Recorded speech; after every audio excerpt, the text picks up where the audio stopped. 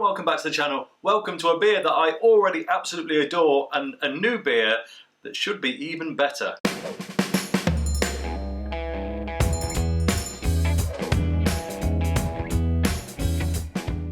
Yeah, I know I say a lot on the show that I'm excited about a particular beer or thing that I'm about to do, but this one is really up there. So, Titanic Plum Porter, pretty easily available in supermarkets around the UK at this point, and is one of my absolute all-time favourite beers. It's a bit sweet, maybe, arguably, but honestly, it's just, especially on tap, or on cask, wow, it really is up there. Now, they've released a new one, a boosted up version, a special reserve, simply called Plum Porter Grand Reserve at 6.5%. The regular one is 4.9, so it's a fair notch up. I think it's just matured, aged, and should be all that bit better. Now, I want to do these back to back just so we can really gauge the differences between them. I got these two as part of their Doc Beers gift set, which they were promoting for Father's Day. I am not a father, but I decided to order myself one anyway because they look pretty good. If you want to see all the beers that came in that video, link up there right now. Just before we crack these open, here's a quick look firstly at the original Plum Porter, and then the new kid on the block,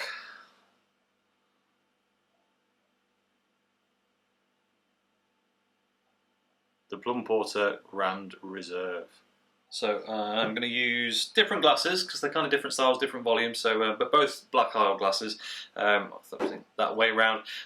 These have been in the fridge, but they've been out for about half an hour because of a report. I didn't want them quite fridge cold. And I'm going to crack into the reserve first because I kind of want a first impression of it without being reminded of the original too quickly. And I will say it's a bit warm here today to be lugging through two porters, but I couldn't wait for this one. I've got another one of these that I'm going to save for later in the year, but yeah, it's just too good for me to have waited months and months for it to properly cool down. So let's do it.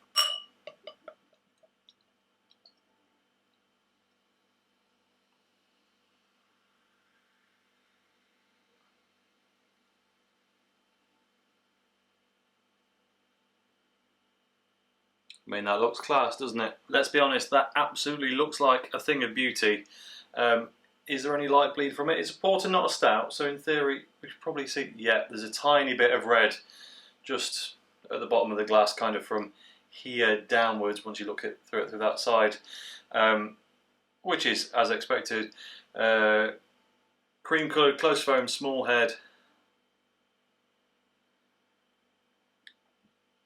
To smell, if you just put this in front of me, I didn't know. I think I would have thought that it was this, not necessarily something different. But that's probably a good sign because this is absolutely amazing. For those that aren't familiar, plum and stone fruit, super heavy, very autumnal winter drink this one. Fruity, a tiny bit spicy, but not really, just a few kind of hints at that Christmas festive sensation. No hops, no real malt on the nose. It just smells like a sweet plum pudding, bit figgy maybe, figgy pudding, Christmas, you know, the whole deal. Annoyingly, the lights behind me look blue on camera. I don't know why they do this, they change. They're as purple as the bottles on these. Why these look, I don't know. But anyway, we're purple themed, even if it doesn't quite come across. Right, there's not a huge amount to say about this. It's just incredibly rich and indulgent plum fruit, stone fruit, a bit black foresty maybe, you know, that whole festive bag. Right, cheers. Oh, that's a blinder. It's slightly over-carbonated to my preference. I don't remember that from the original. We'll see how it stems. It's certainly on cask or tap. It's not so. The original, that is, not had this anywhere else. Super luxurious, velvety mouthfeel. Wafts of sweet fruit, but with a bit of bitterness in the back there that I don't necessarily recall from this one. So it may be a bit different. I've had this so often, I actually find it quite difficult to kind of just go through individual taste notes because it is just quintessentially Titanic Plum Porter, even though this is the Grand Reserve. So I'm going to try and do a quick top to bottom taste test and then we'll get the original open and see how they compare. So to start off with, Sweet carbonation fizz on the front of the tongue. And then you get a real big sweet lick of plum, may even be a bit of cherry in there, just proper rich dark fruits. Then you get a bit of drying over the back of the tongue. Gets a little bit bitter, less so now I've had a few sips, but there's definitely a little bit of bitterness. Yeah, it's coming now with the aftertaste. Bitterness is there, just not in huge obscene amounts. And the finish is dark. It's roasty but not really coffee. The fruit stays throughout the whole thing, and that's really all there is to say about it. It's not the most, it's a deep beer, and there's complexity to the levels of that fruit plum flavour, but there's not a huge variety of complexities to it, if that makes sense. It's not a lot of other things. It's predominantly plum. You could argue for a lot of other dark, deep winter fruits in there, but it's the main show, let's be honest. Right, let's get the original open. It's been a wee while since I've had one of these, so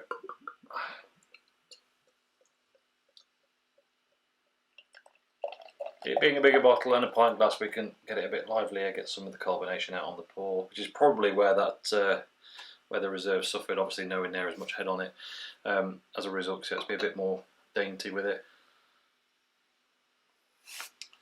Typical crummy pour. I think you'll agree. That's interesting.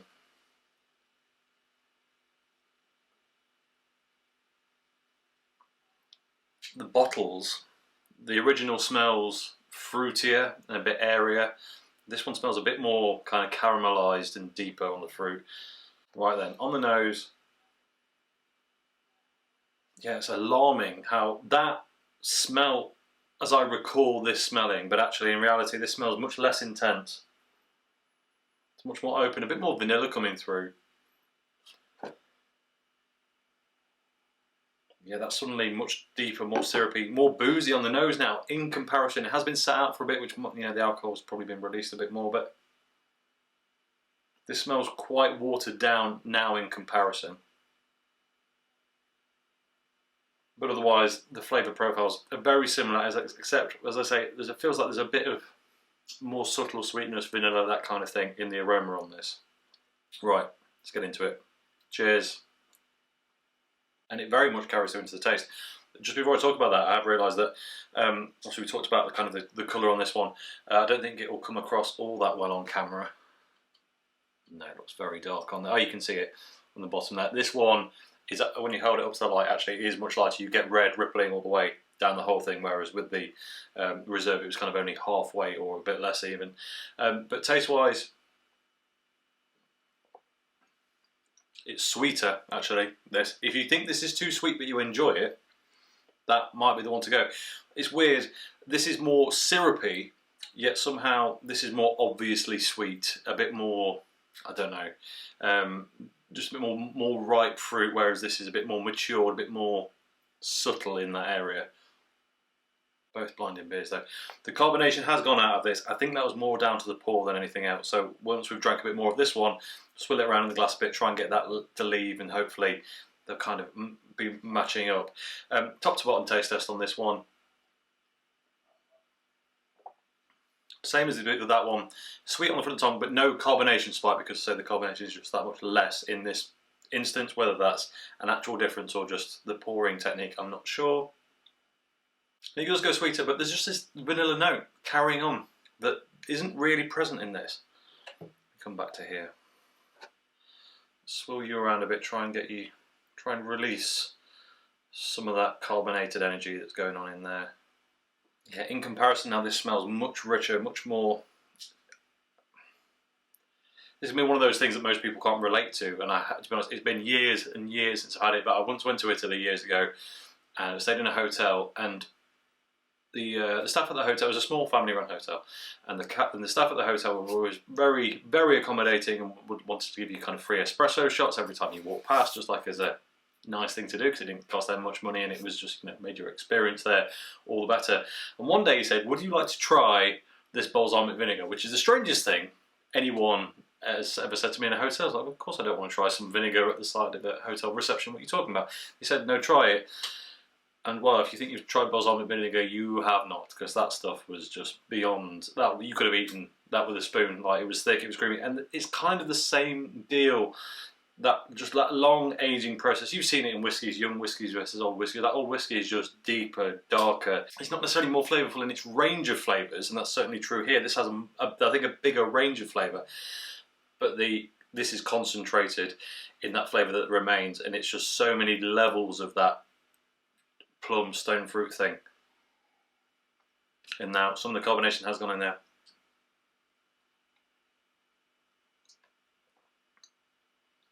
This is a bit more tart, a bit more bitter on the back end. It really is, quite significantly. And this isn't at all. This is probably, I really like this, but I suspect a lot of people think it's a bit too sweet or a bit not beery enough, perhaps. But you just don't get that bitterness on the back end with this one that you do with that. So there is a pretty meaningful difference, I think. Now, which one do I prefer? It's like asking someone to choose between their kids, isn't it? I mean, this thing, every time I see this on tap or cast somewhere, I get incredibly excited, because I know that from then on, I'm just going to have a brilliant day. And I don't have a long-term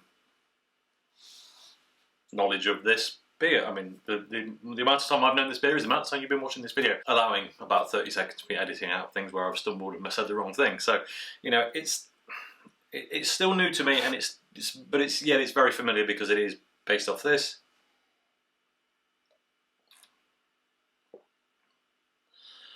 I'll be honest, this is excellent. I wouldn't trade it forever for the original. It's important to say. But there's a bigger problem with this. And it's not the taste, and it's not the experience. It's delicious. And if I see this somewhere, or if I do another order from Titanic, I'm probably going to order some more of it, because it is properly excellent. Now, but the problem is this. It wasn't particularly cheap. It was a lot cheaper to buy it in the box that I did, but buying it on its own compared to buying this is a bit prohibitive. Now, I understand it's been aged longer, it's concentrated, it's this amped up, so it's naturally a lot more expensive to create. But it's only 6.5%. And what I think they should have done is gone a bit further. And I think they should have made this kind of an imperial porter, a Baltic porter of the same vein, made it more syrupy, amped them flavours up just a little bit more, and you could even drink it like a plum brandy or that sort of thing, shared a bottle with a friend or whatever, and then I think would have been on to an absolute winner that was different enough from this one. 6.5%, it is quite different to say it's the same beer. Let's be honest, it is still the same beer. It's not leagues apart. As I said, when I opened this one, it reminded me instantly of the original. So, you know, differences are few and far between, I guess, but it's enough there to be obvious, and yet I kind of wanted maybe them to do something a bit more. That said, I'm not disappointed with it. If you enjoy this, go buy one. Just like, I want to know what you think. If you're a big fan of the Plum Porter, let me know what you think. To the Grand Reserve, or whatever they've called it. Yeah, it is Grand Reserve, because yeah, I think it'd be good. Now, I've blabbed on for quite a while now about what I think about it, but let's read what they have to say about it. So I'm going to have a quick scout over both bottles. Firstly, we'll start off with the original. Titanic Brewery, Plum Porter, Fruity Red Deep. Titanic Brewery, I believe, is Stoke-on-Trent, which is not that far from me. I've said before in the previous video, actually, I really should go down to their brewery shop. It says, if you had suggested our best-selling and multi-award-winning beer would be a dark, fruit-flavoured and 4.9% ABV 3 years ago, we would have said you were mad. That was before our brewers really understood the dark, fruity arts. Some fruity arts indeed. Tasting notes, a well-rounded porter with fruit, sweet notes over a backdrop of hoppy flavour, deep red in colour and surprisingly easy drinking for full flavoured beer. I don't think this is very hoppy, it doesn't have any bitterness. Maybe some of those fruit notes are from the hops and it's just kind of getting masked. This feels hoppier because it's got that hop bitterness across the back of the tongue. This doesn't, so make of that what you will. Visually it's meant to be deep red. Yeah, I'll give you that. Smell, plum, raisin and fruity. Sure. Taste, soft plum, vanilla. I've never been so happy. I got it right. I mean, I should do. I've drank this a lot. I know it pretty well. This says ranked out of 5, 1.5 out of 5 for bitterness, and 3.5 out of 5 for sweetness. I'd agree. Could even be argued for 4 or above on the sweetness, but yeah, we'll let them have it. Ingredients: water, malted barley, wheat, malts, hops, natural plum flavouring, and yeast. 2.5 UK units, 500ml bottle. Titanic Brewery, established in 1985. Calendar Place, Lincoln Street, Burslem, Stoke-on-Trent. Visit their website, etc, etc. So that's the baseline that we're dealing with. I get a lot of tasting notes wrong because this is just my opinion. I am not an expert in this field, but I'm very happy with myself that I picked out the vanilla in that. Whether this will say the same thing, I don't see it in this, and maybe that helps. But anyway, let's take a look at this. So this says Titanic Brewery, established 1985, Plum Porter Grand Reserve. Based on our multi-award-winning Plum Porter, Grand Reserve is a darker, stronger special edition beer matured in our conditioning tanks for 21 days. So it's only 3 weeks older than this. It's not a properly aged beer, it's just aged a bit more. Handcrafted in small batches, nice. 6.5% alcohol, 330ml bottle. Born and bred in Staffordshire, 2 beer-loving brothers Keith and Dave Bott, with uncompromising expectations when they order a pint, are at the helm of Titanic Brewery. Back in 1988, Keith and Dave knew the only way to ensure the beer was good enough to buy Stoke Brewery and run it themselves. Oh, that's interesting. So they bought Stoke Brewery and rebranded it. Very interesting. The tasting notes are a connoisseur's version of the Plum Porter. They expect the same fruit, sweet tones with a stronger, more intense, mature taste. One to savour. I'll agree with that. C is black. Yeah, it's definitely, they said that's red, that's black. It pretty much is. Smell is just rich fruit, and taste is initial fruity plum. Initial, yeah, you're wrong because it's bitter on the back end. Again, I'm quite happy with myself in that. So bitterness, this has got 1.5 out of 5 again. I disagree. I think it's 2.5 maybe out of 5, maybe just a 2, but it's definitely more bitter than this, whatever rank we're going on. It gives it the same sweetness level, which I think is fair. It probably is overall, but you don't get the vanilla, but you get slightly deeper, more fruity notes in the reserve. Ingredients are exactly the same. Well, and also interestingly, it's a 330ml bottle, but it's also 2.5 UK units, just given the ABV difference. So that is all about them. I'm going to revisit these real quick, but this time I'm going to come back to the original first, just to see what's happening.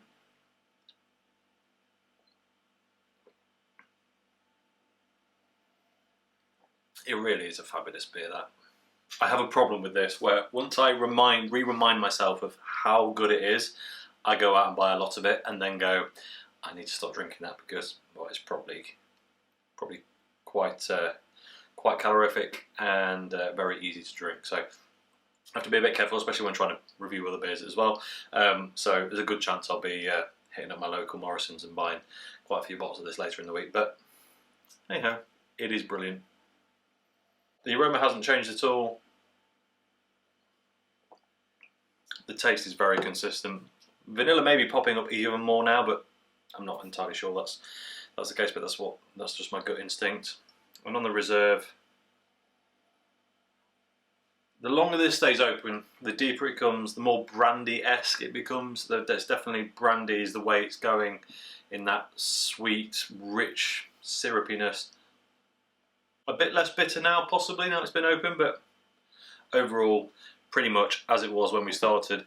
Both, if anything, actually getting better as they're open, but pretty consistent all at the same time, so that's a big thumbs up from me. That really is all I have to say about it. I urge you to go and try these out, because they are really top-notch stuff, especially if you like darker beers and slightly fruity beers without it being OTT, if you like. It's deep, dark, subtle. I say subtle, it's not that subtle, but it's deep dark fruits, not smacking you around the face with a mango. You know, it's something a bit different, and let's be honest, absolutely incredible. So that's everything from me. If you enjoyed this video, please like it. If you haven't already, subscribe if you will be so kind, and I'll catch you next time.